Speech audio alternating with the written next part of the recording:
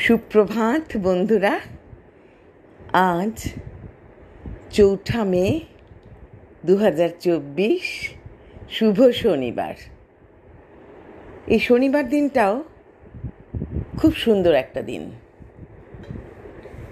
শনিবার দিনটা অনেকের ছুটি থাকে, তাই খুব মজা হয়। প্রভাতী চর্চায় সবাইকে স্বাগত। আমার সব বন্ধুদের জন্য একরাশ ভালোবাসা। আজকে প্রভাতী চর্চায় একটা আলোচনা নিয়ে এসেছি, ফোনে আসক্তি। আমরা সবাই কিন্তু আস্তে আস্তে ফোনে আসক্ত হয়ে পড়ছি। এটার কিছু ভালো দিক আছে, কিছু খারাপ দিক আছে। শুরু করা যাক। ফোনে আসক্ত হলে অনেক সময় আমাদের জরুরি কাজগুলো নষ্ট হয়ে যায়। আবার ফোন একাধারে আমাদের অনেক একাকিত্ব জীবন থেকে মুক্ত করে।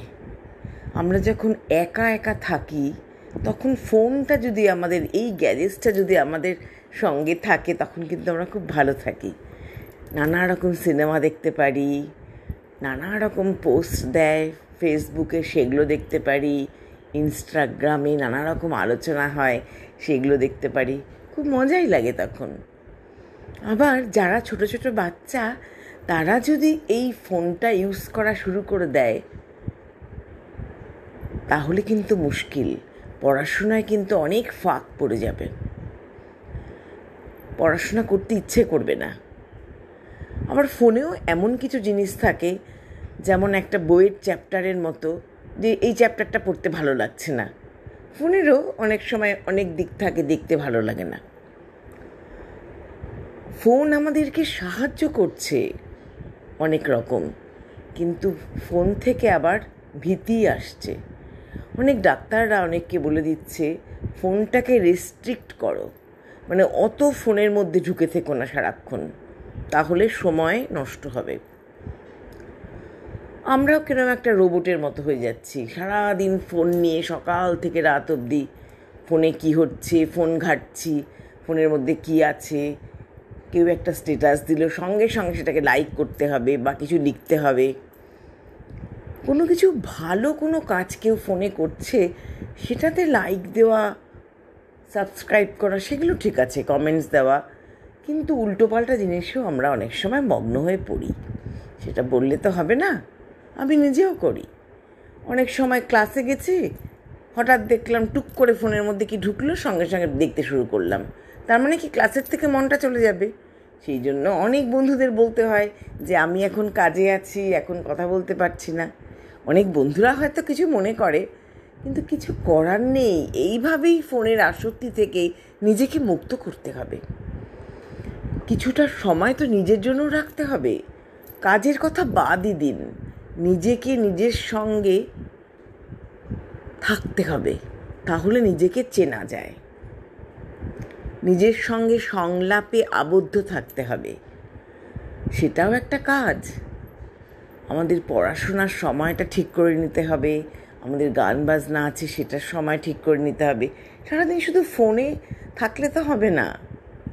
অনেকেই আছেন সারা দিন ফোন দেখছেন, কিন্তু সেটা ভালো না। সেটা অনেক সময় রোগেও পরিণত হয়। তখন আর তাদের কোনো কাজই করতে ভালো লাগবে না। পাহাড় প্রমাণ কাজ জমে থাকবে, শুধু ফোনই দেখতে থাকবে। সেটার থেকে নিজেকে সরিয়ে নেওয়া কিছুটা দরকার। কাজকর্ম করা হয়ে গেল, আমি 2 ঘন্টা আজকে ফোনের জন্য দেব, বা 4 ঘন্টা ফোনের সঙ্গে থাকবো, সেটা হতে পারে। কিন্তু সকাল থেকে রাত অবধি ফোনের সঙ্গে, সেটা কিন্তু ঠিক না। তবু বয়স্ক মানুষরা যদি ফোনের সঙ্গে থাকে, তাহলে কিন্তু তাদের খুব ভালো সময় কাটে। সেটা ভালো কাজ।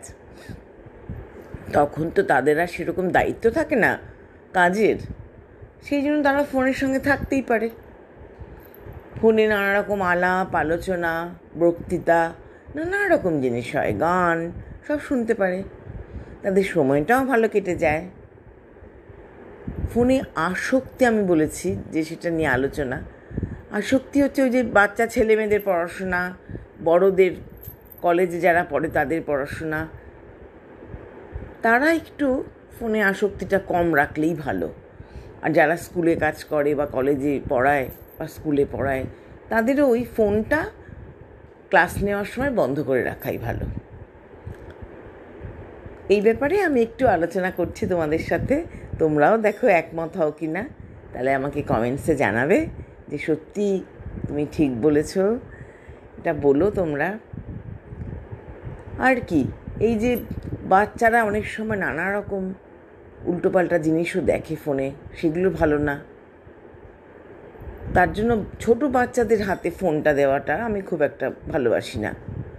একটু বড় হয়ে গেলে, বুদ্ধি হয়ে গেলে তখন ফোন পেলেও ঠিক আছে। ফোনে অনেকে কার্টুন দেখে, বাচ্চারা পড়াশোনাই করতে চায় না, সারা দিন ধরে ফোন দাও আর কার্টুন দেখবো, দুটো অঙ্ক করেই বলে একটু ফোনটা দাও না দেখি একটুখানি, এইরকম করতে থাকে। এগুলো তো ঠিক না বন্ধুরা। তাই আমরা ফোনের আসক্তিটা একটু কমাবো। সবাই খুব ভালো থেকো বন্ধুরা। আজ আসি, বিদায় বন্ধুরা।